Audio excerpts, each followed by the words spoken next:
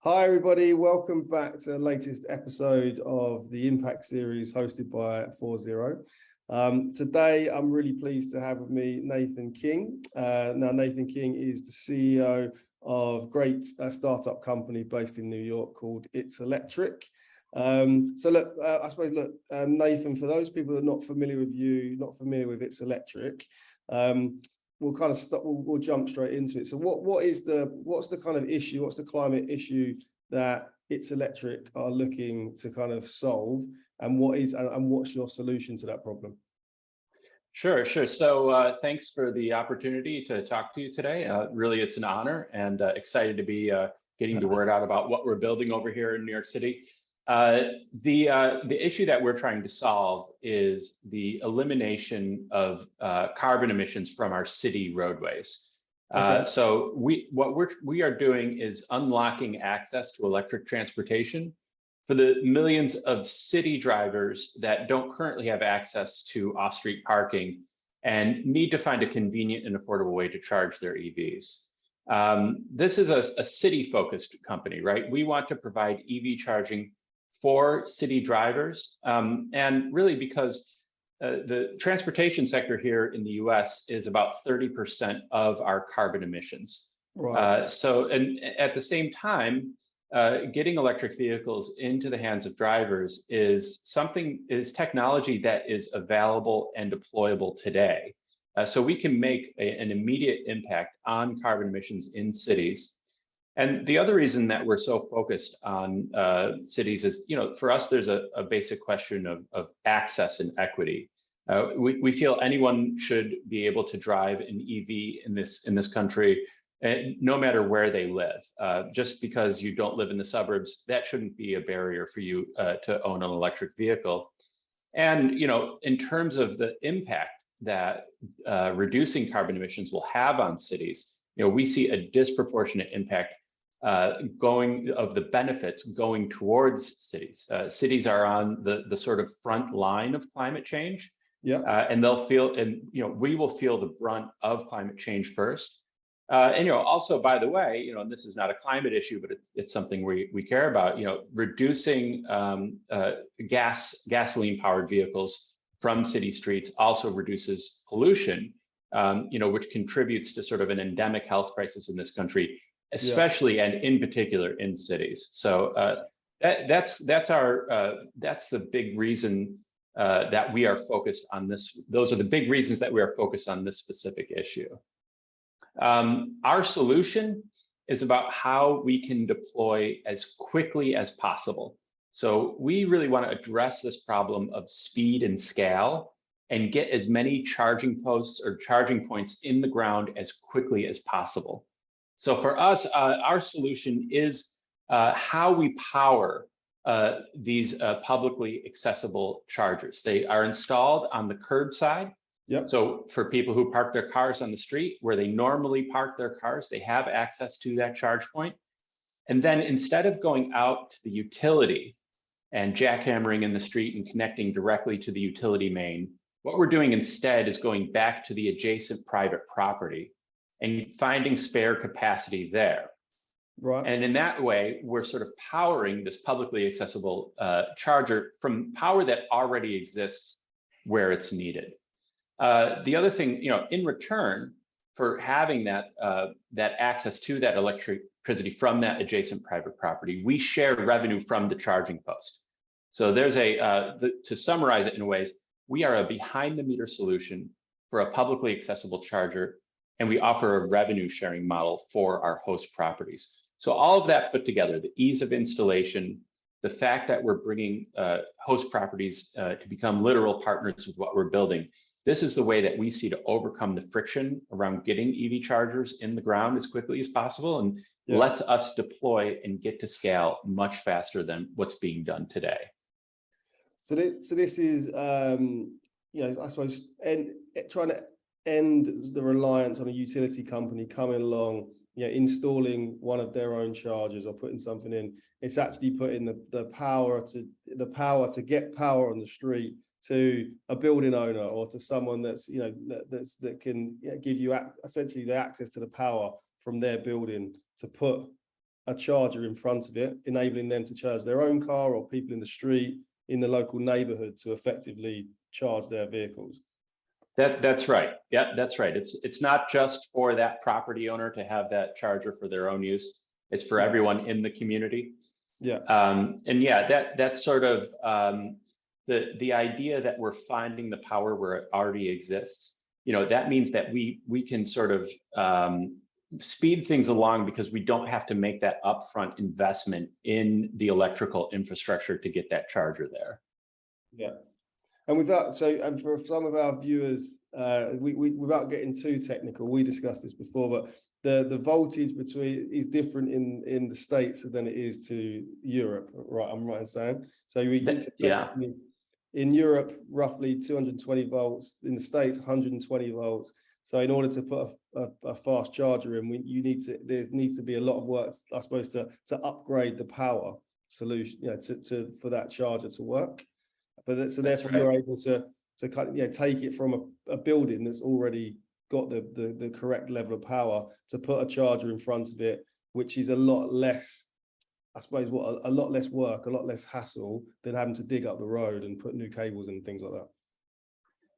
That's right, because the voltage is definitely a big issue here, and I think it's why we see the UK and the EU, a few years ahead of the US in terms of getting those public chargers out there. It's just easier because you have that higher voltage. Here in the US, it's too bad, but we can't just convert our street lights and our traffic signals into a level 2 charger. The level 2 charger is about 25 miles of range per hour of charge. You do need to go back out into the utility and reconnect it with a larger main. So that is it. I think that's an inhibition here. But again, the next best thing is to find the power where it already exists. Yeah. The idea here is it's not like we're working against the interest of the utilities, right? We're working with them, right? For the utilities perspective, this makes sense as well, because we're allowing more electrons basically to pass through their meters and get out to consumers without having the let's say the hassle or the extra resources that utilities would have to put into finding locations for thousands of publicly accessible chargers. Yeah, and what I really like the kind of the profit sharing model as well. So as I think we discussed it as well, doing kind of this sort of thing, being in a kind of purpose-driven environment, doing the right thing by enabling you to put a charge point in front of someone building is great. But if there's a small financial incentive as well, it just helps. It helps encourage people to do that, doesn't it? So I think it's a clever idea, is to help with that kind of revenue sharing model. I like that a lot. And the other thing that we're excited about, is how we see this developing over the next, 5 to 10 years.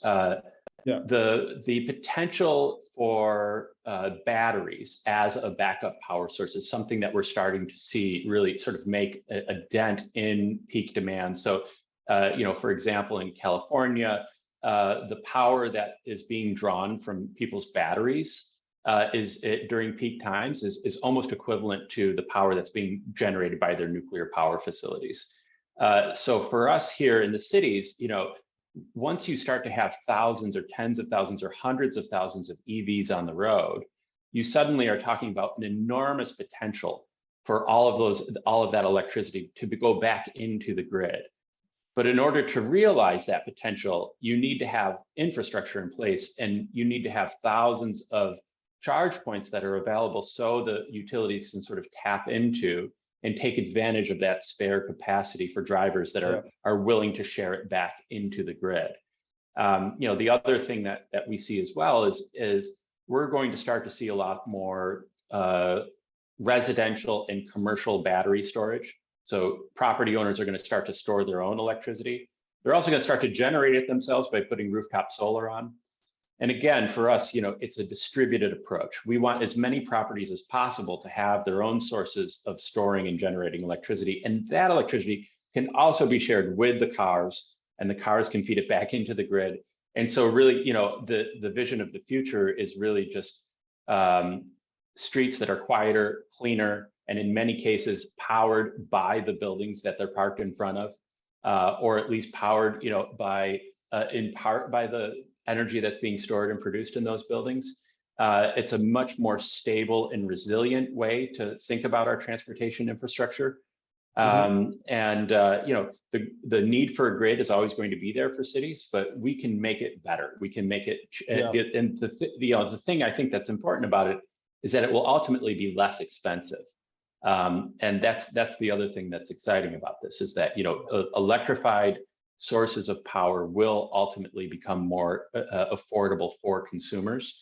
And I think the argument there, it ties in and complements the arguments around climate and reducing pollution for health concerns, so that everything can sort of come together. I mean, look, in terms of, important in terms of the crisis we find ourselves in as well, cost of living crisis. Bringing those costs down, obviously important, but if it's a win-win situation, good for the environment, good for the planet, it's cheaper. And it's a more holistic way of looking at it. So everyone's a winner. Look, Nathan, last question for you. Obviously, we've sort of talked about what the benefits of that, but what does the future look like for itselectric? So what does the next, say, 3-5 years look like for itselectric in terms of your development as a company and your deployment into the market? Sure. Yeah. So we're fairly early on in our journey. Right now, we are at the prototype phase. So we have some working models that are out for public exhibition. And we're going to start to build up from this prototype phase to the point where next year we're going to start to have pilots that are deployed in the public right of way on city streets. We're going to ramp those pilots up very quickly. We see nothing stopping us in terms of market demand. And we think we can begin to add on to our existing pilots very quickly once they begin to prove out, and as well as start to look at other places for new pilots. So just in rough terms, initially we see ourselves having 3 to 4 different municipalities with active pilots next year. And from there, we start to go to 10 to 20 to 30, 50. Okay. And we're talking about hundreds of charge posts in the first couple of years. But that very quickly can turn into thousands. For us, we're looking at what we see is already happening again in the suburbs, where EV drivers who have a garage, they have an electrician come over, put a level 2 charger in their driveway or garage. We see this happening, tens of thousands of these deployments happening already. And there's nothing that would prevent us from doing the same thing. From a installation perspective, it's very simple. The technology itself is proven. Really, again, for us, it's just sort of finding those initial pilots, proving out this model, and expanding it from there. Well, it'd be good to revisit this in a couple of years' time and see where we're at against yes. that. Which, just out of interest, and lastly, which cities, which municipalities are you looking at in terms of pilot project programs at the moment?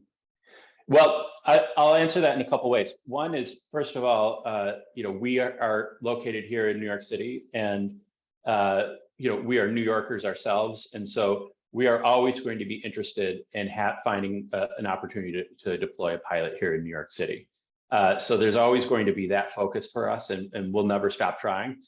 We know that New York City is definitely has its challenges in terms of, it's a complicated place to work in, but we're embracing those challenges and taking them on directly. And we think we're going to be able to solve these problems before anyone else does. Beyond New York City, when we first started out, we were really focused on the Northeast. So, cities like New York, Philadelphia, Boston, the big in the smaller cities around. But after we sort of got the word out there, we started getting interest from cities all across the U.S. in places where we weren't really expecting. So interest from community stakeholders in places like Los Angeles, interest in places in southern cities like Atlanta. These are cities where there is a lot of available off-street parking. But when you take a second look at it, you still see, even in these sort of, like, let's call them medium density neighborhoods, a lot of people are still parking their cars on the street. And that's because, drivers use their garages and driveways for other things than parking cars. Yeah. And so they end up parking their cars on the street. And, again, they're in the same situation that city drivers who live in high density cities who don't have, driveways or yes, they're in the same boat. And then, the other thing we realized is a lot of people rent, so even if you do have that access to that driveway or garage, if you're a renter, how can you convince your landlord to come in and spend a few $1,000s to put in an EV charger, right? Like there needs to be a publicly available solution to solve these particular problems. So starting from New York City as where we have a lot of interest, but going on from there, we see lots of traction in cities that are already starting to think about how we're going to overcome this problem around eliminating internal combustion engine vehicles. And just really quickly, I think the other thing that happened recently is California announcing its plans to ban the sale of internal combustion engines by 2035. 15 other states in the US sort of have legislation that sort of gets triggered by that rule. Right. Okay. So right now, let's call it 30% of the US, 30 to 40% of the US, depending on how you slice it, is on track to banning the sale of internal combustion engine vehicles by 2035. And usually the rest of the country sort of follows California's lead in these things. So there's still significant hurdles to overcome. But that data point right there, I think, is a wake-up call for a lot of cities that were sort of waiting to see what was going to happen next. And now that California is sort of thrown in and said, we're going in for 2035, the rest of the country is going to follow suit. Okay. Well, look, I mean, look, it bodes well for the business. It's electric. It's like a trend that should hopefully see you thrive and see you flourish in the next 5-10 years. And of course, we'll include a link to this, but there is a link, a sign up link, isn't there, that people can use if they're interested in wanting to sign up for one of your pilot programs as well. So we'll include that link in the description with the video too. Thank you so much. Yeah, itselectric.us. Yeah, you can find the wait list right there. Fantastic. Well, look, Nathan, that's look, it's been a pleasure having you on. Really appreciate your time. And like I said, hopefully we can circle back in a couple of years' time, and we'll see you smashing those numbers and the business going from strength to strength. Excellent. Sounds great. Thank you so much. This has been a pleasure, and once again, really happy to get the word out. Amazing. Well, thanks, Nathan. I'll chat to you soon. Okay. Bye-bye. Bye.